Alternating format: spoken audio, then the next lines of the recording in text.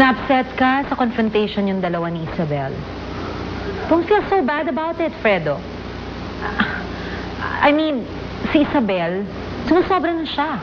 Tama lang sa kanya yon.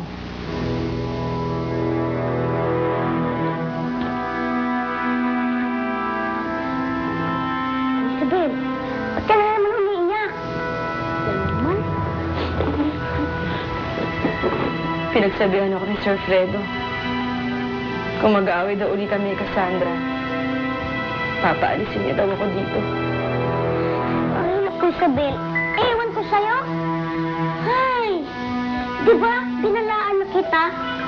Nahatiin ka ng Cassandra. Hindi ko dapat siya pinagtaasan ng boses.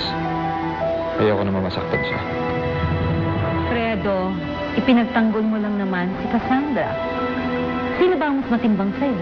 Si Cassandra, hindi ba? Ay, kinsa. Pogi bata. Pero hindi ako pwedeng umalis dito. May kailangan pa akong gawin. Kailangan makuha ko ang puting perlas ni Amakura. Huh? Ano naman ang puting perlas na yan? Mahiwagang perlas ko dati. Nakabaon siya sa suklay na ito. Kapag tumugtog ang musika ng suklay na yan, mababawi ko na yung perlas ko.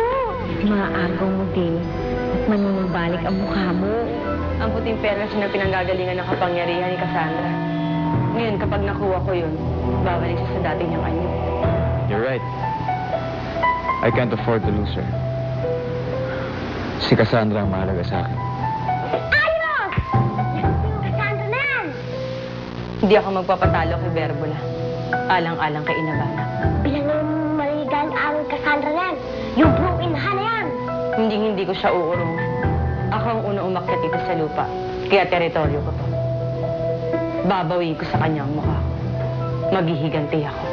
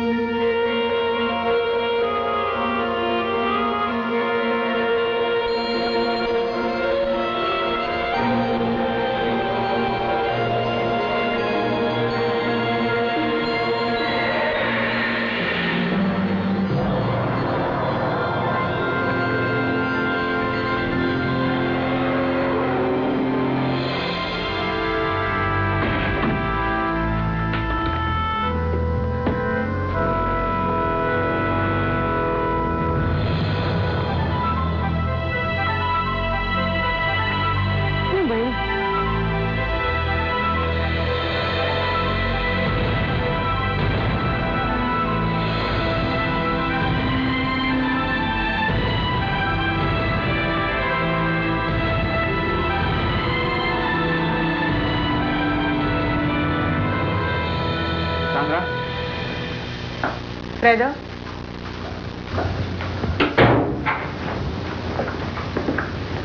Kamusta na pakiramdam mo?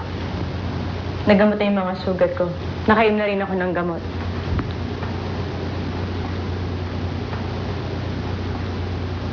Nakausap mo na ba si Isabel? Oo. Gusto rin sana kitang kausapin tungkol dito. Meron sana akong gusto ipagtapat sa'yo, Fredo. Ano yan? Nagsiselos ako kaya ako ginawa yan.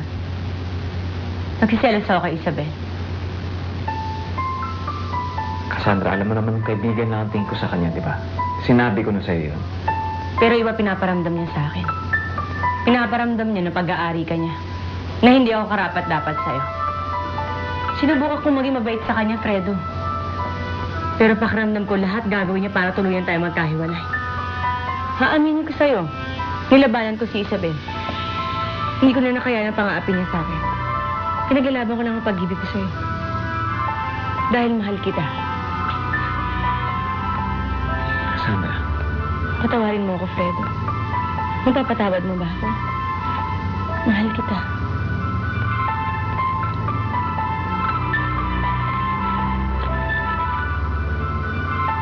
Sabihin mo sa akin, Fredo, na pakakasuhan mo ako. Saan ba ako maghintay? Basta gusto ko sabihin mo na pakakasuhan mo ako.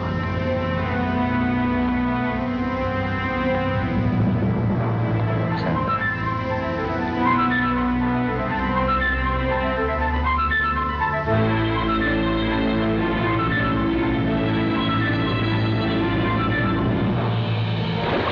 Ano bang espesyal dito? Eh, dagat lang naman yan. Hindi mo ba natatandaan tong lugar na to? Dito mo ko inahon nung sinagap mo yung buhay ko. Dito tayo ulit nagkakilala. Nagbabayad ako ng mahal para manatiling nakakulong si Vivian sa lugar na yan. Siguraduhin yung mahanap niyo ang baliw na yon. Anong kawalang hiyaan ang ginawa mo sa kanya? Kailangan mapaniwala ko si Fredo na pirated yan si Cassandra. Paano mo naman gagawin yun? Alam kong hindi siya maniniwala kay Isabel, pero paniniwalaan niya si Jezebel. Fredo! Sandra! Ano ginagawa mo dyan? Fredo, nagkakamali ka! Hindi ako si Cassandra. Fredo, ako si Jezebel.